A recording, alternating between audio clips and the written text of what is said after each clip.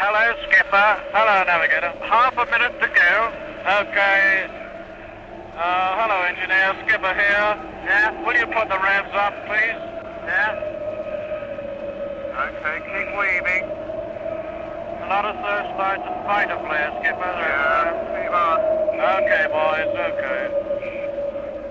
Bomb doors open. Hello, Bombardier.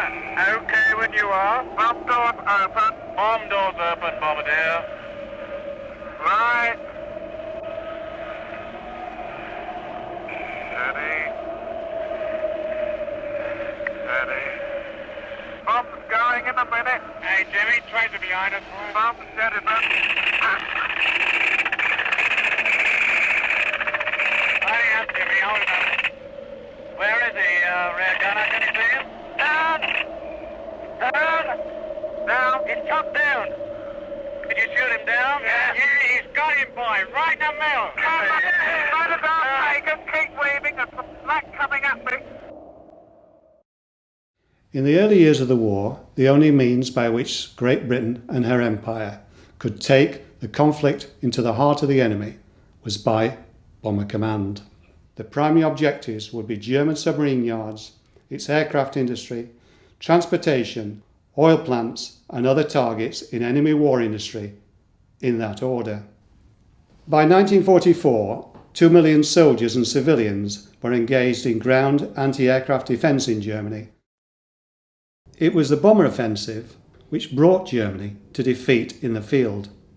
Bomber Command's success allowed the British Army and the American Army and the Canadians to swiftly move forward so that by September they were taking large stretches of Belgium as well as France. Bomber Command was a very efficient force indeed. I volunteered for Bomber Command because that was all that was available. All the fighter boys were all decorated and LMF, all the necessary things, and all that was left now, they were short of bomber crews, and no wonder, because 7 out of every 12 were killed, and so it was a bit, a one-way ticket. 12 months after signing my oath to join the Bomber Command, 12 months later I was over Stuttgart. That was it. And I remember saying to my skipper, "Hey, look at that lot over there. It must be a fireworks display going on somewhere." And he said, "Where is it?" He leaned forward and looked. He said, "Oh yeah, you know what that'll be, don't you?" I said, "It'll be the target." I said, "I'm sure it won't. It will," he said, "you'll see." And sure enough it was. It was my first trip. And I don't remember being frightened, but I must have been wound up and tight and tense. Not scared, not a running scared, but tense. And I kept that up all the way through the tour, fortunately. Everyone knew how crucial it was to get the Germans beaten and get Hitler kicked out. And it became a matter for a grant. You know, they just granted you were there and you were going to do the job. Well, the crew, yes, of course, starting with the pilot. He landed and took off the aircraft and flew the aircraft, of course. The flight engineer acted as a second pilot, more or less. He was, I think he was trained to take over the controls. I mean, once you got the aircraft off the ground, an aircraft was not a difficult thing to fly. In the old days, you had a pilot and a second dicky, used to call them.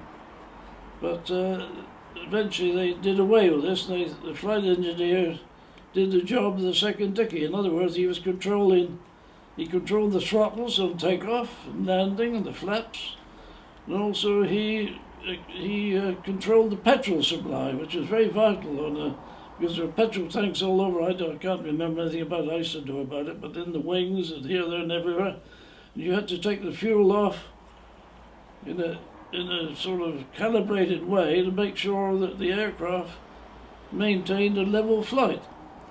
The bomb aimer, he stayed down in the front of the nose of the aircraft, and he was there to help the navigator by map reading.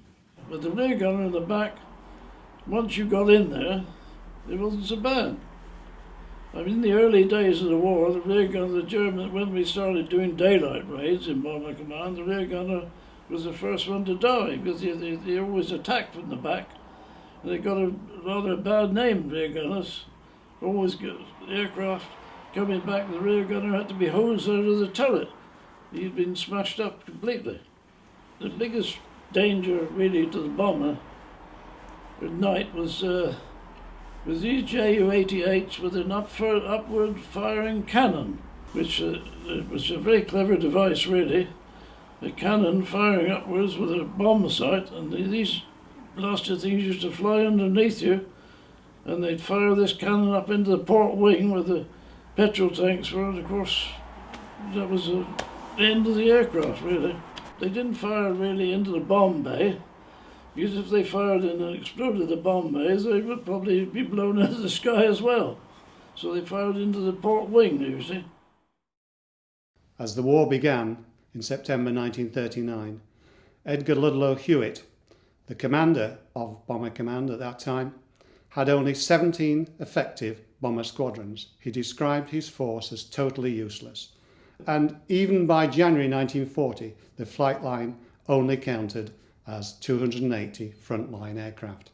In early 1940 and 1941, losses were so great that it was realised bombing raids could only take place under cover of darkness. Navigators found it difficult enough to find their targets even in daylight. In darkness, with the equipment they had at that time, it was practically impossible. It was clear a change had to be made. I got called up, went to Lord's Cricket Ground, where all the aircrew went, because my whole idea really was to train as a pilot.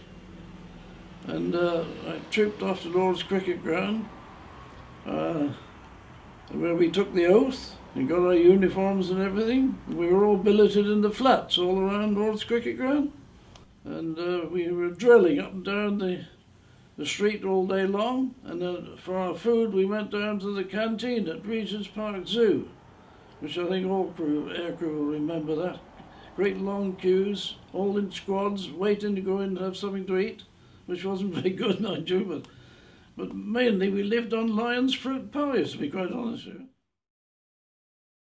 Well, I was coming up to 18 and it wanted to be a pilot, but apparently, unfortunately, they got all the pilots in training that they wanted, really, and they was looking for the rest of the crew, which is wireless operator air gunner. They said, well, they offered me a wireless operator air gunner. I thought, well, I don't want to go in the army doing all that marching, so I decided to accept it. And the first one I shot down was attacking a Lancaster. The Lancaster was in the corkscrew, so you do a corkscrew to get away from the fire. And left the 210 it was, left him in open, and our boys shot him down. And that's what happened to most of them, you know. So to get away from it like that was pretty lucky, really. Sure. Not many get away from it like that. In the summer of 1941, a report to the War Cabinet, known as the Butt Report, showed that only 5% of all the bombers that had taken off to bomb Germany in the war up to that point had come within 5 miles of their target.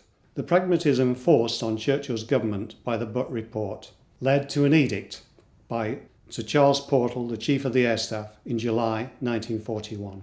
It marked a true change in policy. Aware of how little Bomber Command was achieving because it could not find specific targets, he now called for, quote, heavy, concentrated and continuous area attacks of large working class and industrial areas, end quote. With this drastic change in policy came the demand for a new bomber chief. In February 1942, Arthur Travers Harris took over as the third head of the troubled command since the beginning of the war. In the next few months, Harris, in effect, saved Bomber Command as a separate entity. Eventually I got posted on an observer's course. The observer really did everything except fly the aircraft. He did the navigation, the bomb aiming. He could also take the place of the wireless operator if necessary, or any of the air gunners. We started off by doing cross-country flights in Hansons. Everett Hansons was Polish pilots who didn't want to be flying Everett Hansons and were very annoyed about the whole thing. We did cross-country flights, map reading, and also a little bit of DR navigation, dead reckoning navigation, but mostly map reading. The way we were there, one of our aircraft got lost, and they couldn't find where it had crashed. So we spent a whole day flying up and down the valleys looking for the wreck of this aircraft. And while we were flying up and down these valleys here, we discovered the wreck of another aircraft. And that was an aircraft, a Ju-88, which just after the outbreak of the war, 3 came and attacked Penrose airfield in the daylight. And they thought actually they'd all escaped and gone back to Germany again, but this one actually got in the cloud and crashed into a mountain. And the crew was still, they were all of course dead and everything in there. And no one realised they were there. They'd been there for 2 years. And just the grass was growing all through the wreckage. But we didn't find our other aircraft. I don't know what happened. Went to the sea probably. Well, after we finished training at Penrose, we got our observer's wing, and half of us became sergeants and half became commissioned officers. We went to a OTU, Operational Training Unit, where we flew on Wellington bombers. This was real serious stuff in those days. I mean, we crewed up, 5 of us in a crew. We were all dumped in a hangar and left to sort ourselves out. And our first squadron was at 101 Squadron at Holman Spalding Moor in Yorkshire, where we were interviewed by the Wing Commander Reddick, who was an old sergeant pilot, pre-war in the RAF. And he said, he had us all in the office, and he said, I really like my pilots and navigators commissioned, he said, but we had already decided we would stay as NCOs, so we decided we would turn that down. But then a bullet from the blue said that we were in Bomber Command 1 group. And a message came through from Bomber Command that said all 1 group squadrons had to be south of the River Ouse. I mean, I think we'd only been there 2 days, and we were on our first raid, which was, at the time, this was mid-1943. The Battle of the Ruhr was on. We just got on with it. We had a briefing before we started. We were all told what to do, when to do it, and at what speed and altitude. And you did as you were told, because you realised that you were fighting for your life. It was a bit crazy, really, when you think about it. But there it was, and it worked. And if we hadn't had a man like Bomber Harris ruling us, we'd have been, anyway, all our family had been crossed with Germans, and that was it. When England would be no more.